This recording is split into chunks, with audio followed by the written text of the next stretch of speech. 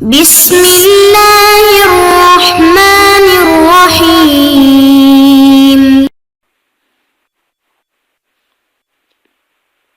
بسم اللہ الرحمن الرحیم۔ گزشتہ سبق میں ایاک نعبد کی تفصیل تھی اور آج کے سبق میں وایاک نستعین کی تفصیل اور تشریح ہے۔ یہ سبق نمبر 35 ہوگا۔ تو وایاک نستعین کا عطف ہے ایاک نعبد پر، تو عطف میں دونوں میں مناسبت یہ ہے کہ دونوں میں تخصیص ہے کہ عبادت بھی خاص اللہ کے لیے ہے اور استعانت معنی مدد بھی خاص اللہ سے مانگی جاتی ہے، تو اس لیے دونوں میں تخصیص کی وجہ سے عطف کیا گیا۔ دوسری وجہ یہ ہے کہ استعانت خاص ہے، استعانت دعا کو کہتے ہیں، اللہ سے دعا مانگنا، اور عبادت عام ہے، تو اس کو کہتے ہیں تخصیص بعد تعمیم۔ پہلے عام ذکر کیا، اب خاص کیا ذکر کیا، اور یہ عام کتابوں کا اصول اور علماء کا طریقہ کار ہے تخصیص بعد تعمیم۔ لیکن تخصیص بعد تعمیم کی اہمیت کی بنا پر ہوتا ہے کہ جو خاص کو دوبارہ ذکر کرتے ہیں اس کی کسی اہمیت اور نقطے کی بنیاد پر ہے۔ اس کی مثال جیسے قل من کان عدوا لجبریل قل من کان عدوا للہ وملائکتہ ورسلہ وجبریل ومیکائیل، تو پہلے ملائکہ کا ذکر میں جبریل اور میکائیل آ گئے تھے، لیکن دوبارہ جبریل اور میکائیل کو ذکر کیا اہمیت اور مقام اور مرتبے کی وجہ سے۔ تو یہاں پر چونکہ دعا جو ہے یہ بھی عبادت ہے، یہ عبادات لسانی ہے، زبان سے اور دل سے اللہ تعالیٰ سے انسان مانگتا ہے، لیکن دوبارہ ذکر اس لیے کیا کہ عبادت کے اندر جو دعا ہے وہ ایک اہم چیز ہے اور اصل چیز ہے۔ امام ترمذی رحمہ اللہ کی حدیث ہے الدعاء هو العبادہ، کہ عبادت دعا جو ہے وہ اصل عبادت ہے، اور یہ حدیث بالکل صحیح حسن ہے۔ ایک اور حدیث ہے الدعاء مخ العبادہ، یہ حدیث اگرچہ متن کے اعتبار سے ضعیف ہے، لیکن چونکہ دوسری حدیث سے اس کی تائید ہوتی ہے، تو دعا ایک اہم عبادت ہے، اس لیے اس کو ایاک نعبد کے بعد ذکر کیا ہے۔ تیسری وجہ یہ ہے کہ چونکہ شرک عبادات کے اندر کم ہے اور شرک دعا کے اندر دنیا میں بہت زیادہ ہے، زیادہ تر جو لوگ شرک میں مبتلا ہے وہ غیروں سے، ولیوں سے، بزرگوں سے اپنے مانگتے ہیں، اپنی حاجتیں مانگتے ہیں اور ان کے لیے نذرانہ شکرانہ دیتے ہیں، قبروں کے سامنے ولی اور بزرگوں کے سامنے جھکتے ہیں، تو شرک فی الدعا یہ زیادہ ہے، اس وجہ سے اس کو دوبارہ ذکر کیا تاکہ شرک فی الدعا پر رد ہو جائے۔ چونکہ سجدہ رکوع غیروں کے سامنے یہ بہت کم اور چھپ کر کیا جاتا ہے، لیکن غیر سے مانگا جاتا ہے، تو یہ عام ہے۔ یہاں پر بھی 3 تخصیصات ذکر کی ہے۔ ایاک نستعین من خاص تجھ ہی سے مدد مانگتے ہیں، ایاک کی تقدیم ہے اور لفظ ایون ہو گیا، اور اسی طرح یہاں پر ایاک کے اوپر عطف کا احتمال نہیں ہے، تو یہ 3 تخصیصات یہاں پر بھی ہے۔ نستعین مشتق عون سے، اور عون کا معنی مدد، تو نستعین باب استفعال ہے، معنی ہم اللہ سے مدد مانگتے ہیں۔ اس کے مترادف لفظ نصرت ہے۔ نصرت اس وقت کہا جاتا ہے کہ جب کسی کے سامنے مقابلہ ہو اور مقابلے کے وقت اللہ سے مدد مانگی جائے تو اس کو نصرت کہا جاتا ہے، انتصار کہا جاتا ہے۔ تو لیکن عون جو ہے یہ عام ہے، معنی یہ کہ مقابلہ ہو تو مدد مانگی جائے اور مقابلہ نہ ہو تب بھی مدد مانگی جائے، اس کو استعانت کہتے ہیں۔ تو استعانت اور دعا اور اس طرح توفیق اور توکل، یہ تمام الفاظ مترادفات ہے، ایک ہی معنی ہے۔ نصرت کا لفظ ہو گیا، اللہ ہمیں فتح عطا کر، دشمن کے مقابلے میں غلبہ عطا کر، گوئے کی بھی ایک دعا ہے مقابلے کے وقت۔ نستعین معنی عام ہے،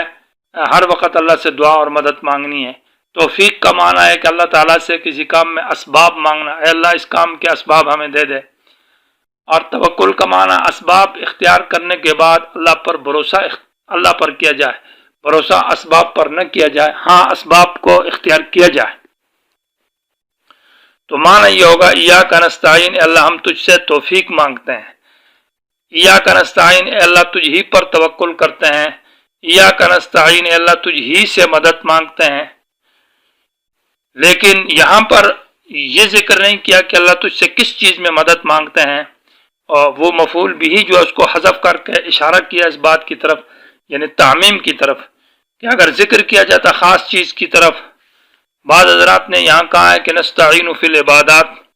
کہ ہم تجھ سے عبادت میں مدد مانگتے، اللہ ہماری عبادت میں ہمیں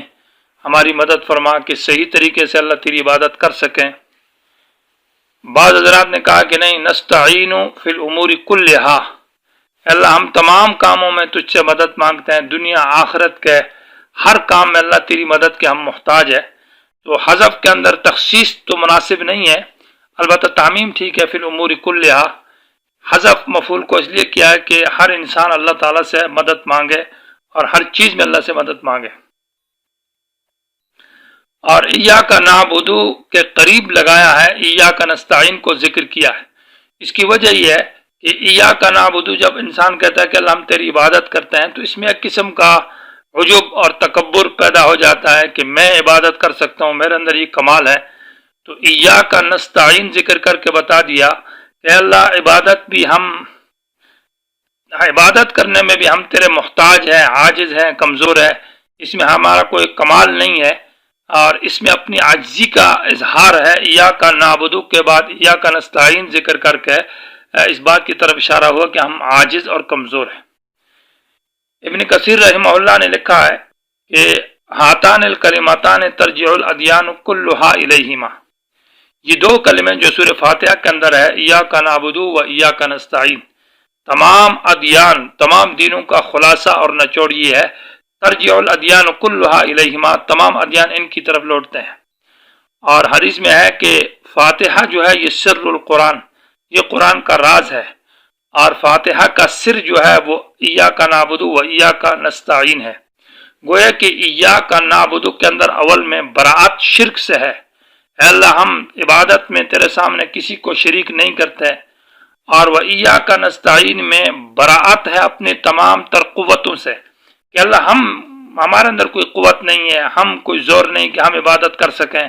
ہم عبادت میں اور ہر کام میں تیرے محتاج ہے، یعنی اپنا عجز ذکر کیا۔ ایاک نعبد میں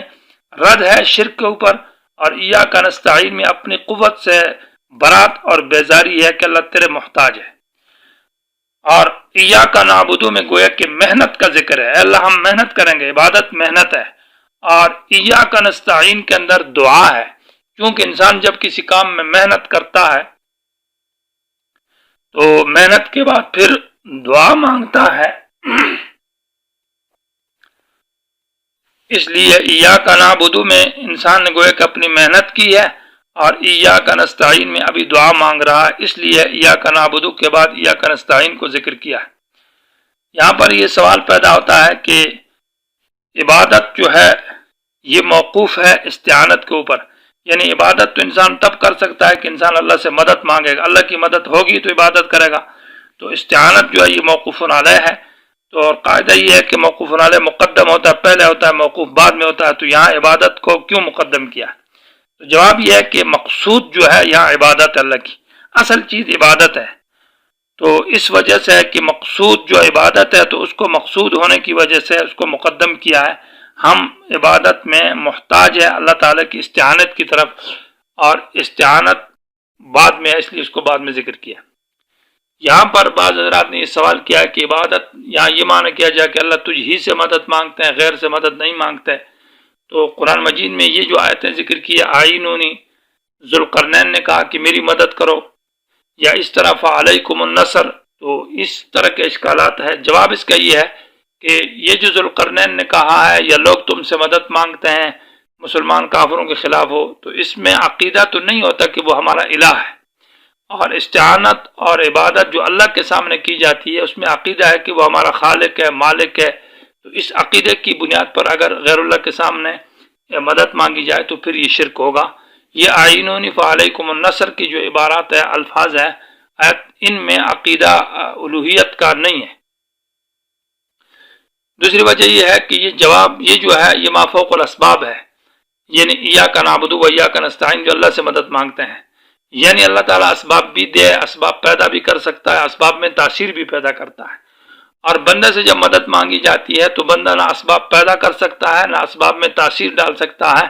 ہاں اسباب اس کے پاس ہو تو وہ دے سکتا ہے کوئی چیز، اسباب کا خالق نہیں ہے وہ۔ ایک اور سوال پیدا ہوتا ہے کہ یا عباد اللہ آئینونی، حدیث ہے کہ کوئی صحرا اور جنگل میں چلے جائے تو وہ گم پریشان ہو جائے تو اس وقت وہ کہتا ہے یا عباد اللہ، اللہ کے بندے میری مدد کرو، تو یہ تو غیر اللہ سے استمداد ہے؟ تو جواب یہ ہے کہ یہ حدیث ضعیف ہے، بعد نے موضوع تک لکھا ہے، یا یہ ہے کہ اگر صحیح بھی ہو جائے تو یہاں عباد اللہ سے فرشتے مراد ہے، معنی یہ ہے کہ فرشتوں سے خطاب کیا جا رہا ہے کہ ہمیں راستہ بتایا جائے اور ہماری رہنمائی کی جائے، یہ تو ما تحت الاسباب ہے، اور یہ ما تحت الاسباب غیر اللہ سے مدد مانگنا، جیسے کسی سے کہو مجھے سامان دے دو، فلان چیز دے دو، تو یہ جائز ہے، اس کو شرک نہیں کہا جائے۔